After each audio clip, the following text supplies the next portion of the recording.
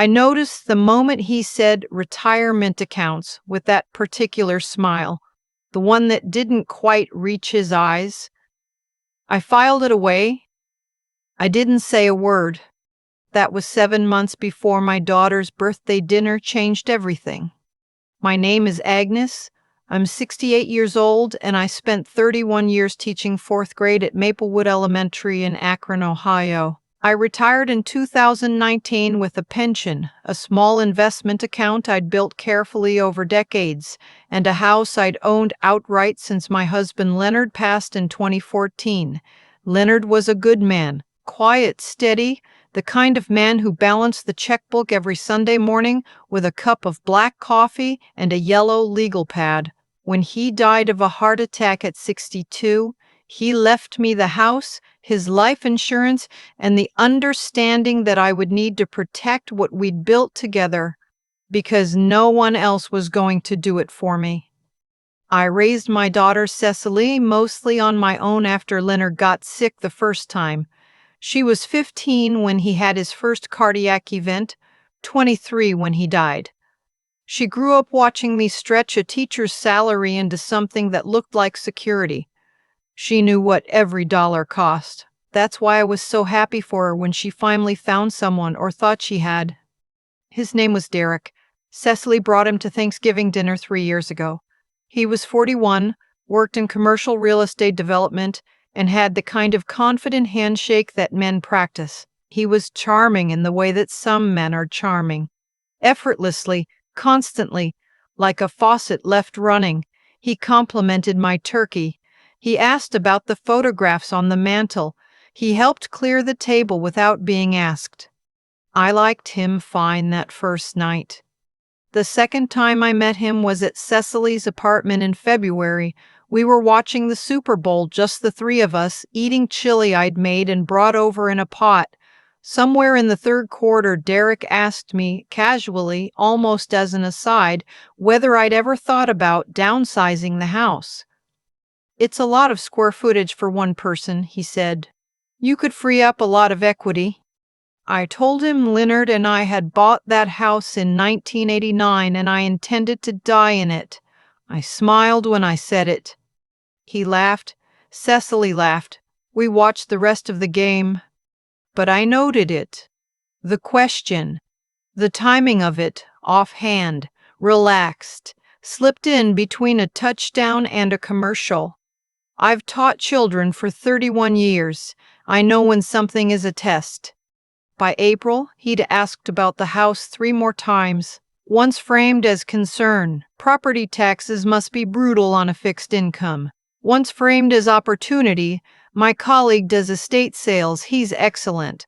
Once framed as advice, a lot of women your age are moving to those over 55 communities, Agnes. You'd probably love it. Each time I deflected. Each time I watched his face when I deflected. There was always a moment, just a fraction of a second, where something moved behind his eyes.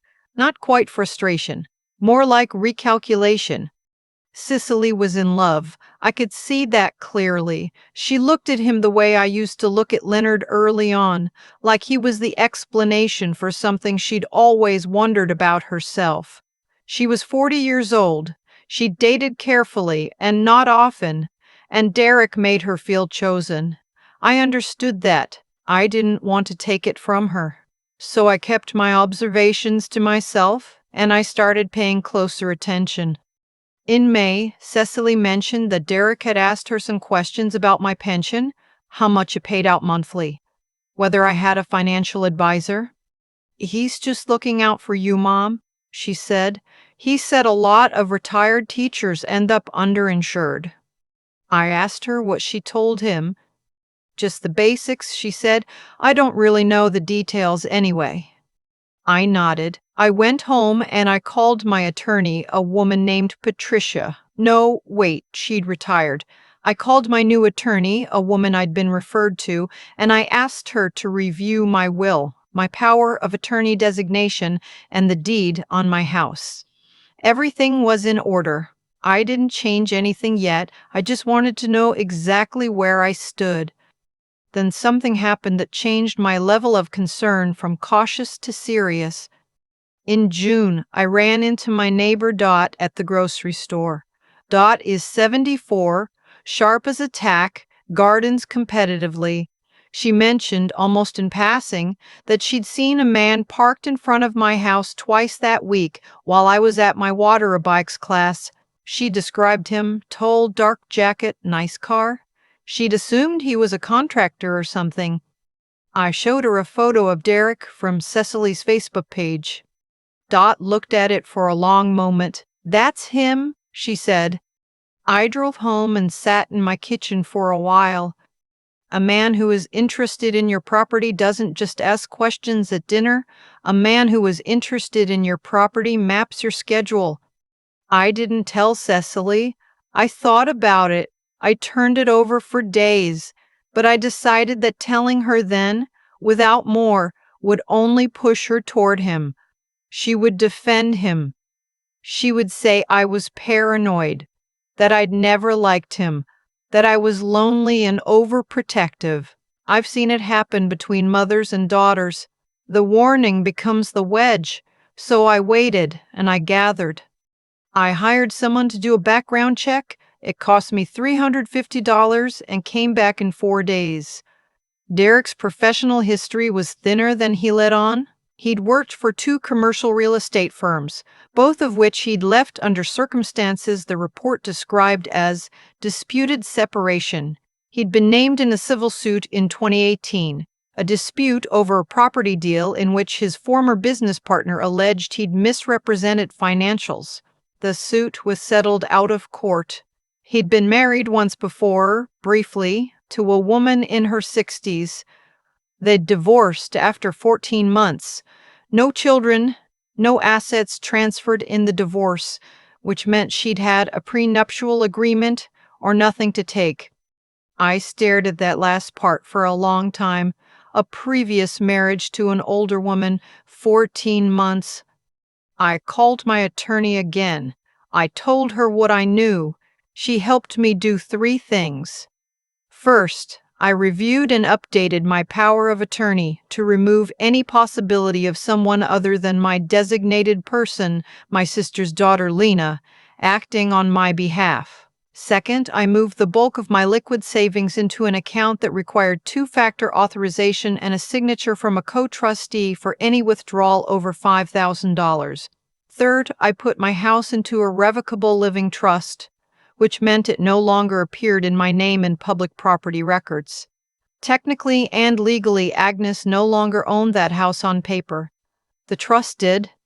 I did all of this quietly, in the background, while attending Cecily's birthday dinners and making small talk with Derek about the Cleveland Browns and the price of gas. He proposed to her in August. She called me crying, happy crying, the kind that sounds like relief. He'd done it at the restaurant where they'd had their first date. He'd bought a ring. She said yes before he finished the question. I told her I was happy for her. I meant parts of it. The engagement changed things. Derek's questions about my finances became more frequent and more specific. At a family barbecue at Cecily's in September, he pulled me aside and suggested, with great warmth, with his hand on my shoulder, that I might want to consider adding Cecily to the deed of my house, for simplicity, in case anything happens. "She's your heir anyway, right?" he said. "This way she doesn't have to go through probate. It's really just a gift to make her life easier." I said I'd think about it. I went home and I wrote down the exact words he used, the time he said them, and where we were standing. I'd been keeping a notebook since June, 43 entries by September. In October, I got a call from my doctor's receptionist saying that my family member had called to inquire about scheduling a cognitive assessment for me and wanted to know what documentation the office would need. My doctor's office, to their credit, told him they couldn't discuss any patient's care with anyone other than the patient and flagged it in my chart. My doctor called me personally to let me know. I sat in my car in the parking lot of the Walgreens for 20 minutes after that call. I wasn't angry yet. Anger came later. What I felt first was something colder, a kind of clarity, because now I understood completely. This wasn't about Cecily. Cecily was the vehicle. What Derek wanted was a legal mechanism to control my assets, guardianship, power of attorney, a seat at the table of my financial decisions, and he'd identified that the most efficient path to that was through my daughter. He was trying to establish on paper that I might need managing. I thought about Leonard, who balanced the checkbook on Sunday mornings. I thought about the 31 years I'd spent teaching other people's children to read and add and think for themselves. I thought about the house I'd lived in for 35 years and the garden in the backyard that I'd planted from seed.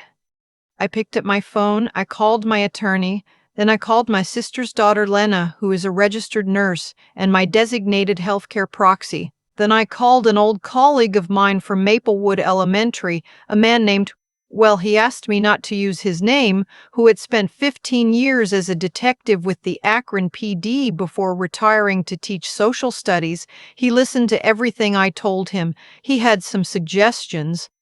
Then I waited and I planned. Cecily's 70th? No, she's not 70, she's 41. Cecily's birthday is in December. She'd wanted a dinner at her house, small and warm, just family and a few close friends. Derek had offered to plan it. He'd invited his own family too, his brother and the brother's wife, an aunt. He was, I realized, assembling witnesses of his own. The night of the dinner, I arrived early to help Cecily set up. She was in the kitchen, hair pinned up, wearing the blue dress she'd had since college. She looked beautiful. She looked happy. And looking at her, I felt a very specific kind of grief. Not for anything that had happened yet, but for the moment that was coming, the moment I couldn't prevent, when her happiness would break open and she'd have to decide what to do with what was inside it. Before the guests arrived, she pulled me close and whispered something. "Mom," she said, "I need to show you something, but not yet. Wait until after dinner. I'll find a way." I looked at her face. "Are you all right?" I asked. She nodded, but her eyes were doing something complicated. "Just wait for me." "Okay." I said okay. I spent the next 2 hours passing appetizers and talking to Derek's brother about the weather in Columbus and not looking at my daughter's face more than I had to. After the main course, Cecily excused herself to get the birthday cake from the kitchen. She was gone longer than she should have been. Derek started to stand up to check on her. I said, "Let me. She probably needs help with the candles," and I followed her into the kitchen. She was standing at the counter. She'd been crying silently, the kind of crying you do when you've been holding something for a long time. In her hand was her phone. "I found messages," she said, "on his iPad. It was open on the counter last week, and I wasn't snooping, Mom. It was just open." She showed me the screen. The messages were between Derek and his brother, the same brother who was currently sitting in her dining room eating her food. The messages were from 3 months ago. In them, Derek described my house, the address, the square footage, his estimate of its market value. He described my pension amount, which was close to accurate. He described a plan. The plan involved establishing, through Cecily, that I was showing signs of confusion. He used that phrase, and pursuing guardianship, which would give him, as my daughter's husband, indirect influence over my affairs. He mentioned the trust which he apparently knew about and said he was working on that problem. He mentioned a timeline. He wanted everything in motion before the wedding.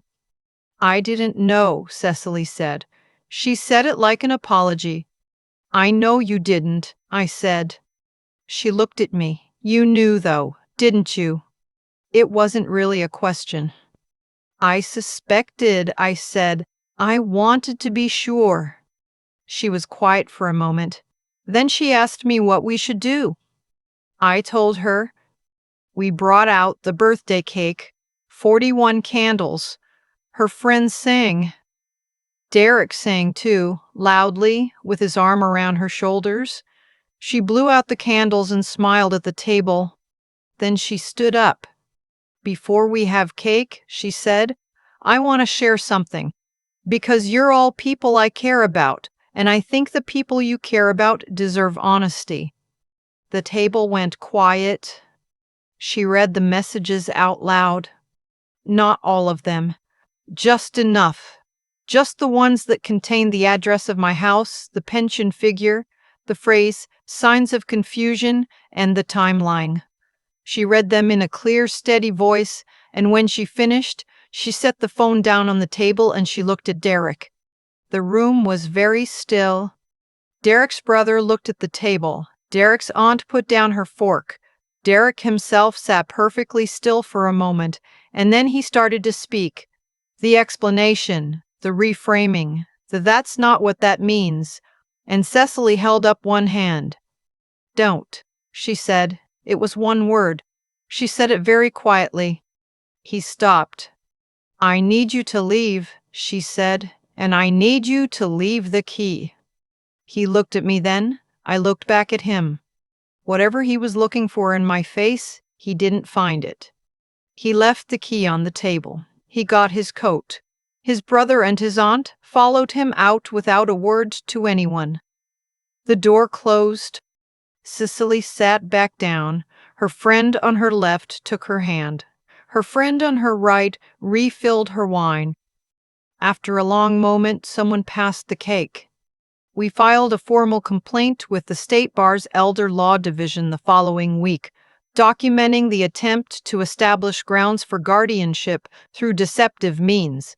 My attorney sent Derek a letter noting that any further contact with me or my finances would result in legal action. The background check, the call log from my doctor's office, and the screenshot of the messages were all preserved and notarized. Nothing came of Derek after that. No phone calls, no legal maneuvering. Men who operate through manipulation rarely escalate when the manipulation is exposed, because the exposure itself is the thing they can't recover from. Cecily took some time. She went and stayed with a friend in Pittsburgh for 2 weeks in January. She came back quieter, but more herself. We talk every Sunday now, the way we used to when she was in college. Long calls about nothing and everything, the specific rhythm of two people who know each other completely. She asked me once in the spring whether I'd been angry at her for not seeing it. I told her the truth. I said I was never angry at her, not for one moment, because I know what it feels like to love someone with your whole chest and have that love make you temporarily unable to see what's right in front of you. I told her that her falling for him didn't make her foolish. It made her human, and that recognizing what he was and standing up at that table and reading those messages out loud in front of his own family, that took more courage than most people will ever have to summon. She didn't say anything to that, but I could hear her smiling through the phone. My house is still in the trust. My accounts still require 2-factor authorization. My notebook, all 57 entries, is filed with my attorney. I still go to water aerobics on Tuesday and Thursday mornings. Dot next door is growing heritage tomatoes this year, and she brought me 6 of them last week in a paper bag. Leonard would have seen through Derek in about 4 minutes. I know that, but Leonard isn't here, and it turned out I didn't need him to be. I saw it too. I just needed time to be certain, and the patience to wait until I was. Some people think that getting older means getting slower, easier to confuse, simpler to manage. I taught 4th grade for 31 years.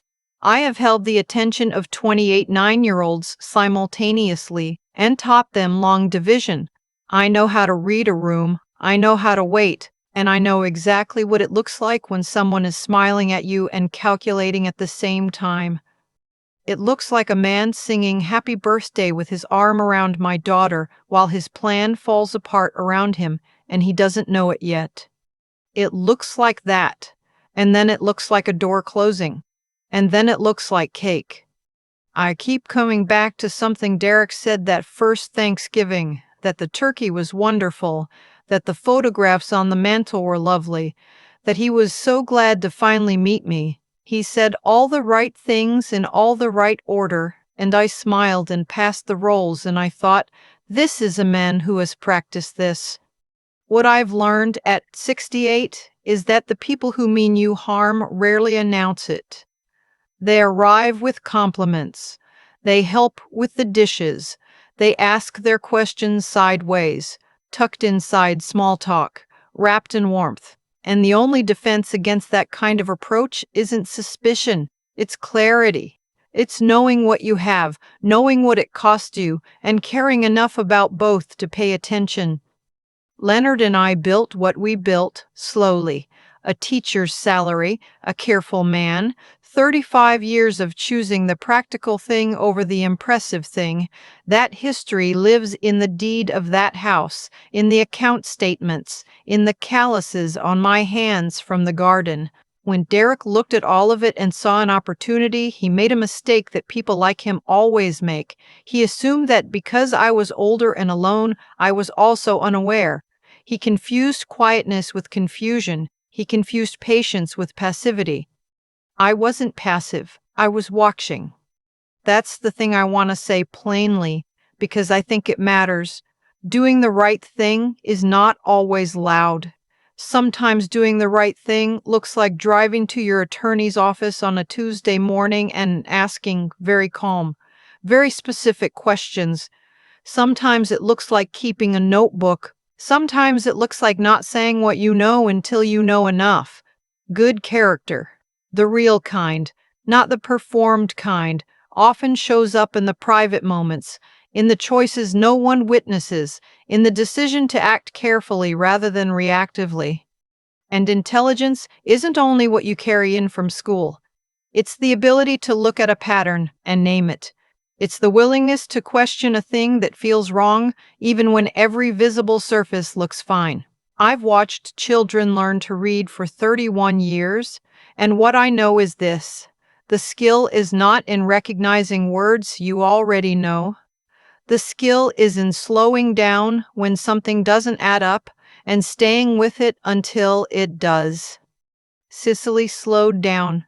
She saw the messages on an open iPad, and instead of explaining them away, instead of choosing the comfortable story, she let herself understand what she was looking at. That took something. At 41, in love, planning a future, it took real courage to walk into that kitchen and show me her phone, to stand up at that dinner table and read those words out loud in front of his family, knowing it would cost her something she'd wanted very much. That kind of courage isn't dramatic. It's quiet, and it's devastating, and it's exactly right. What happened to Derek was not luck, and it was not magic. He made choices, and those choices had consequences. He built a plan on the assumption that he was the only one paying attention, and he was wrong. The notebook, the attorney, the trust, the background check, none of that was revenge. It was just the natural result of two women who refused to stop thinking clearly. I still go to water aerobics on Tuesday and Thursday mornings. I still call Cecily on Sundays. Dot brought me tomatoes last week in a paper bag. Some things hold. The things you build carefully, with honesty, tend to.